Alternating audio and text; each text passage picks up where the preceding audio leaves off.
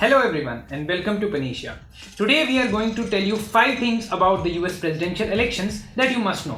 जैसा कि आप जानते हैं कि आज यूएस प्रेसिडेंशियल इलेक्शंस का रिजल्ट है और काउंटिंग स्टार्ट हो चुकी है and presently at the time of shooting this videos 223 seats पे जो बाइडेन पहुंच चुके हैं एंड 145 पे डोनाल्ड ट्रंप. सो ये कांटे की टक्कर होने वाली है. हम आपको 5 ऐसी चीजें बताएंगे जिनके बारे में आपको इस इलेक्शन के कंटेक्स्ट में पता होना चाहिए एंड जो आप टर्म्स कई बार न्यूज ब्रॉडकास्ट में आने वाले दिनों में सुनेंगे भी.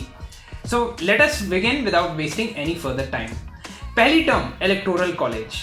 देखिए US presidential elections directly election नहीं होते. इसका मतलब कि हम जब इलेक्शन में वोट देने जाएंगे यूएस प्रेसिडेंट्स के तो उसमें डायरेक्ट प्रेसिडेंट के लिए वोट नहीं देंगे. हम अपने इलेक्टोरल कॉलेज के लिए वोट देंगे. इलेक्टोरल कॉलेज क्या होता है?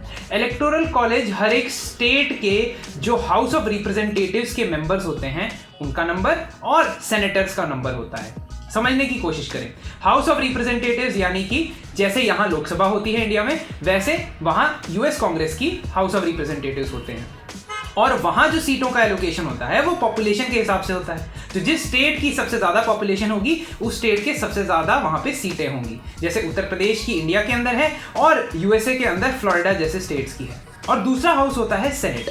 सेनेट जैसे यहाँ राज्यसभा होती है वैसे ही वहां पे अपर हाउस को सेनेट कहते हैं. बट वहां और यहाँ में डिफरेंस है. वहां की सेनेट में हर स्टेट में से 2 रिप्रेजेंटेटिव ही आएंगे, चाहे वो छोटा स्टेट हो या बड़ा स्टेट हो. So that is a fixed number, that is 2.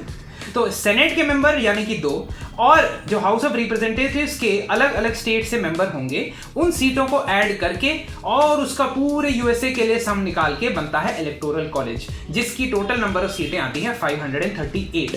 अब इलेक्टोरल कॉलेज में वोटिंग सिस्टम कैसा है? थोड़ा सा पेक्यूलियर है, थोड़ा सा डिफरेंट है. अगर इस इलेक्टोरल कॉलेज के अंदर जो स्टेट का इलेक्टोरल कॉलेज है, मान लीजिए फ्लोरिडा के अंदर इलेक्टोरल कॉलेज की 29 सीटें हैं, 27 उसके हाउस ऑफ रिप्रेजेंटेटिव्स की और 2 उसके सेनेटर्स की. अगर 29 में से एक पर्टिकुलर पार्टी को 51% मिल जाती है, दैट मींस अगर 15 सीट्स एक पर्टिकुलर पार्टी को मिल जाती है रिपब्लिकन या डेमोक्रेट्स में से, तो वो सारी की सारी 29 इलेक्टोरल सीट्स जो होंगी या इलेक्टोरल वोट जो होंगे वो उस पार्टी के खाते में चले जाएंगे. तो आपको बस 15 सीट जीतनी है. 15 सीट जीतने पे आपकी 29 की 29 आपके वोट अकाउंट में आ जाएगा. तो that is called a winner takes all approach और ये लगाया जाता है स्टेट्स के अंदर. तो इलेक्टोरल कॉलेज के बारे में हमने देखा. नेक्स्ट आते हैं सेकंड टर्म जो है स्विंग स्टेट्स. स्विंग स्टेट्स का नाम आपने कई बार न्यूज में सुना होगा. स्विंग का मतलब होता है कि जो अपनी पोजीशन चेंज करता रहता है, जैसे कि झूला होता है. तो वैसे ही स्विंग स्टेट्स भी अपनी पोजीशन चेंज करते रहते हैं. पोजीशन का मतलब यहाँ पे वोटिंग प्रेफरेंस से है. तो हो सकता है स्विंग स्टेट्स में एक इलेक्शन में डेमोक्रेट्स को वोट दिया जाता है, वहां पे वो लोग इलेक्टोरल कॉलेज जीतते हैं, लेकिन अगले इलेक्शन में रिपब्लिकन जीतते हैं. तो इसका मतलब स्विंग स्टेट्स ऐसे हैं जिनको अपने कंट्रोल में लाना कोई फिक्स्ड या कोई ऐसा पक्का एश्योरिटी नहीं है कि ये आपके ही पक्ष में वोट देंगे. इसीलिए स्विंग स्टेट्स में काफी ज्यादा कैंपेनिंग की जाती है ताकि आप वहां के वोटरों को अपनी तरफ आकर्षित कर दें. प्रेजेंट चुनाव के अंदर Ohio, north Carolina, Michigan, Wisconsin ऐसे कुछ स्टेट्स हैं जो आपके स्विंग स्टेट्स के अंदर आते हैं. Third, battle ground states. Battle ground states का भी आपने कई बार नाम सुना होगा क्योंकि मैंने आपको बताया कि एक स्टेट में से कितनी इलेक्टोरल कॉलेज की सीटें हैं वो किस बात पे डिपेंड करती हैं? उस स्टेट की पॉपुलेशन पे. जिस स्टेट की पॉपुलेशन ज्यादा होंगी वहां से इलेक्टोरल कॉलेज की सीटें भी ज्यादा होंगी और उसका नेशनल प्रेसिडेंशियल इलेक्शन पे ज्यादा इंपैक्ट पड़ेगा.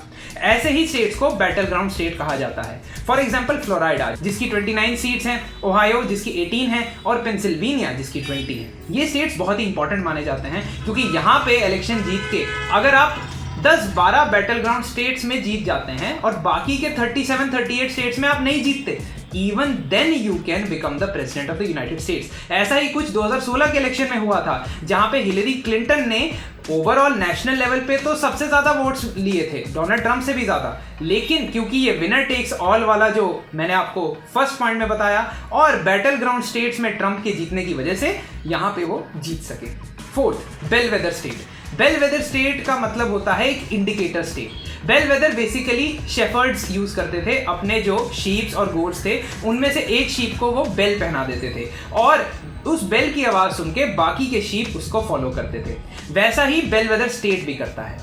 इंडिकेटर स्टेट का मतलब कि जिस स्टेट ने कभी लूजिंग कैंडिडेट को वोट नहीं दिया, या दिया भी है तो बहुत ही टाइम से वो हमेशा से विनिंग कैंडिडेट को ही बैक करते आ रहे हैं। इसका मतलब उस स्टेट ने हमेशा विनिंग कैंडिडेट यानी कि इवेंचुअली जो प्रेसिडेंट बनता है उसी की पार्टी को मेजॉरिटी में वोट दिया है। ओहायो एक ऐसा ही स्टेट है जिसने 1960 से कभी भी किसी लूजिंग कैंडिडेट की पार्टी को इलेक्टोरल कॉलेज में इलेक्ट नहीं किया है। Fifth term which you must know is a third party candidate. हम हमेशा देखते हैं कि रेड वर्सेस ब्लू है, डेमोक्रेटिक्स वर्सेस रिपब्लिकन्स है, लेकिन ये थर्ड पार्टी कैंडिडेट कौन है? ये थर्ड पार्टी कैंडिडेट्स वो है जो दोनों में से किसी पार्टी को बिलोंग नहीं करते, और या तो वो इंडिपेंडेंट हो सकते हैं या वो किसी अन्य पार्टी को बिलोंग करते हैं। ऐसी ही कुछ पार्टीज हैं यूएसए के अंदर, जैसे लिबर्टेरियन पार्टी। ऑल्दो ये थर्ड पार्टी या इंडिपेंडेंट कैंडिडेट कभी भी यूनाइटेड स्टेट्स की हिस्ट्री में इलेक्शन नहीं जीते हैं। Only once has an independent candidate been elected the president of United States, और वो थे यूनाइटेड स्टेट्स के सबसे पहले प्रेसिडेंट, सबसे पहले राष्ट्रपति जॉर्ज वॉशिंगटन। इस चुनाव में कई बिजनेस टाइकून्स और सेलिब्रिटीज भी मैदान में उतरे हैं एज थर्ड पार्टी कैंडिडेट। उनमें से सबसे इंपॉर्टेंट नाम कान्ये वेस्ट हैं, जो एक हॉलीवुड सेलिब्रिटी हैं, और उन्होंने अपनी पार्टी बर्थडे पार्टी बनाई है जिससे वो कंटेस्ट कर रहे हैं। और थर्ड पार्टी कैंडिडेट के जीतने के चांसेस ऑलमोस्ट निल होते हैं। ऑल्दो कई थर्ड पार्टी कैंडिडेट्स ने मिलियंस ऑफ वोट्स गार्नर किए थे, बट वो कभी भी कोई इलेक्टोरल कॉलेज नहीं सिक्योर कर पाते। That's all in this video. If you want us to make a detailed video explaining every step of the US election process, please comment in the comment section below. If you like this video, please subscribe our YouTube channel. If you have any queries, please contact us on the given email ID. You can also WhatsApp us on the given number. Thank you.